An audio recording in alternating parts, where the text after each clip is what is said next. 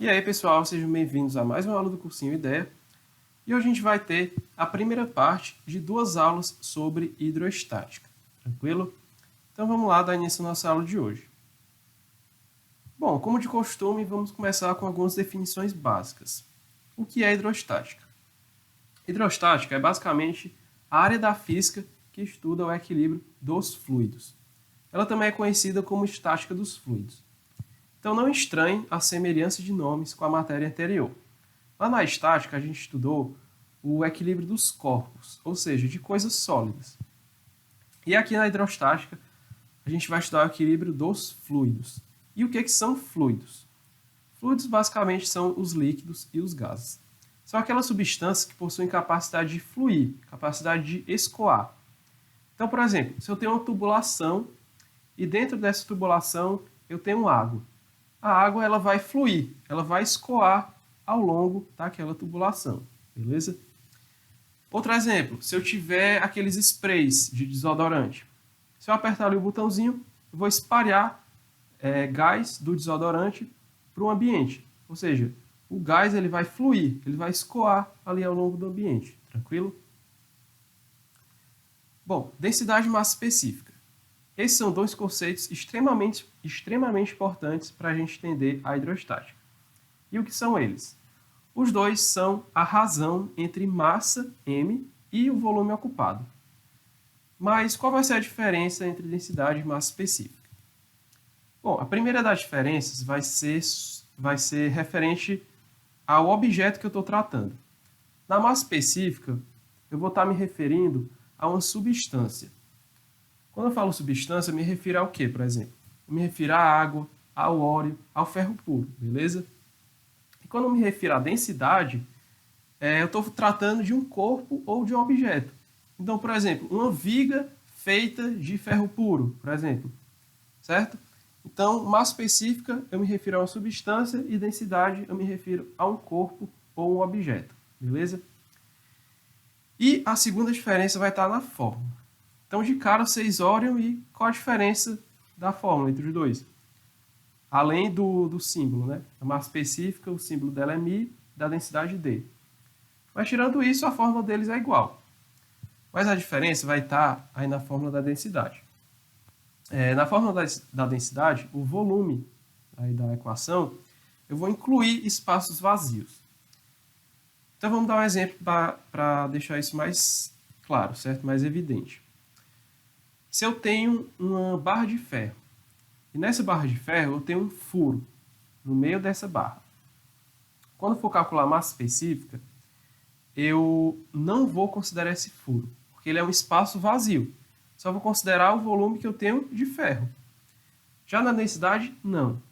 No cálculo da densidade, eu tenho que considerar esse volume de espaço vazio. Então, eu tenho que considerar o volume ocupado por ferro mais esse espaço vazio, beleza? Bom, e qual é a unidade no Sistema Internacional de Medidas de Massa Específica e Densidade? Vai ser quilo por metro cúbico. Por quê? Porque eu estou dividindo massa, que tem como unidade quilo, por volume, que tem como unidade metro cúbico. Tranquilo?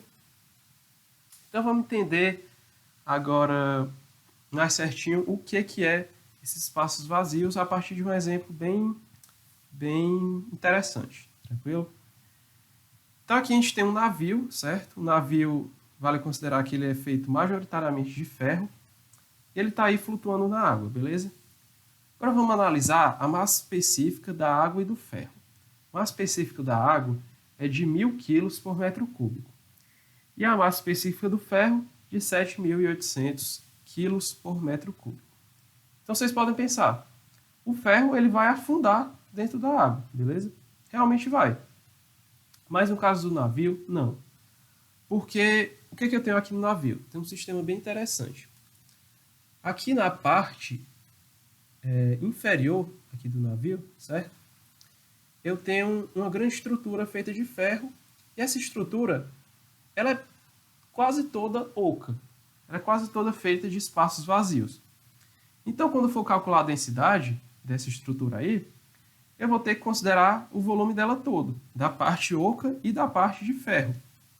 E então, o meu volume vai dar muito grande. Se eu tenho um volume muito grande, a minha densidade ela acaba diminuindo, certo? Porque eles são inversamente proporcionais. À medida que eu aumento o meu volume, eu diminuo a minha densidade. Então, aqui, ó, eu tenho uma estrutura muito oca, com volume muito grande, certo? E aí eu vou acabar diminuindo a minha densidade, tranquilo? E essa densidade acaba ficando menor que a massa específica da água, possibilitando que o navio flutue aí no oceano, beleza? Então é um exemplo aí bem interessante desse conceito aí de densidade e massa específica, beleza? Bom, outro conceito extremamente importante é o conceito de pressão. E o que vai ser a pressão? A pressão vai ser a razão entre o módulo da força e a sua área de aplicação. Ela vai ser dada por essa forma. P é igual a F sobre A. A unidade no Sistema Internacional de Medidas vai ser Newton, unidade de força, por metro quadrado, que é a unidade de área. E essa unidade, Newton por metro quadrado, vai ser equivalente à unidade Pascal, certo? Então, Newton por metro quadrado, aí vai ter equivalência com Pascal. E aqui uma observação bem importante, galera. É importante que vocês dominem essa transformação de unidades aqui, certo? Então, um ATM, que é a força que a gente sente na nossa cabeça, que o ar faz na nossa cabeça, que é um ATM, vai ser igual a 10 elevado a 5 newtons por metros quadrados. E vai ser aproximadamente igual a 760 milímetros de mercúrio, certo? Então é importante que vocês decorem essa transformação de unidades. Um ATM vai ser aproximadamente igual a 10 elevado a 5 newtons por metro quadrados, que vai ser igual a 760 milímetros de mercúrio. Beleza? Bom, então vamos dar aqui uma aplicação bem interessante dessa equação aí da pressão, beleza? Imagine que você está andando na rua e alguém pisa no seu pé com esse salto alto, beleza? Então, vocês concordam que a dor que vocês vão sentir se alguém pisar no pé de vocês com esse salto em relação à pisada de alguém com esse tênis vai ser muito maior, certo? A dor que eu sinto de uma pisada de um salto é muito maior que eu sinto com a pisada de um tênis, beleza? E por que isso vai acontecer? Porque a área do solado aqui do salto alto é consideravelmente menor, é muito menor que a área aqui do solado do sapato, beleza? Então, se a área é menor, para uma mesma força aplicada, a pressão vai ser muito maior. Então, eu vou sentir muito mais dor com o pisão de um salto alto desse. Porque a área de contato, a área ali do solado, que faz contato com o seu pé, é muito menor. Consequentemente, a pressão que você vai sentir é muito maior e a dor vai ser também muito maior. Tranquilo? Bom, agora outra coisa que a gente precisa entender também, que é uma aplicação desses conceitos anteriores, é a pressão exercida por uma coluna líquida. Então vamos imaginar a seguinte situação. Eu tenho esse reservatório de água, beleza? Ele está preenchido até a altura H. Está preenchido por água que tem uma densidade μ. Tranquilo? Então vamos pegar aqui, ó, essa área superficial. Uma área qualquer A. Então, a pressão exercida nessa seção, nessa área, vai ser a seguinte. Aplicando a equação da pressão, né, vai ser força sobre área. E qual vai ser a força que vai estar sendo aplicada aí? Vai ser o peso de toda essa água aqui que está em cima dessa seção. Beleza? Então vai ser mg. Então eu vou ficar com mg sobre A. Porém, a gente sabe que da fórmula da densidade, né, da massa específica, na verdade, que massa específica é m sobre v. E a gente pode isolar essa massa. Então a gente vai ficar com m é igual a massa específica sobre volume. Beleza. Agora vamos substituir essa massa nessa primeira equação aí da pressão. Então a gente vai ter o seguinte. Substituindo, né? A gente vai ficar com μ vezes volume vezes gravidade sobre área. Só que volume vai ser a área da seção aqui vezes a altura de água, beleza? Então, a gente vai substituir aqui na fórmula, a gente vai ficar com μ vezes H vezes a área vezes G sobre área. A gente vai cancelar os fatores da área e a gente vai ficar com o seguinte.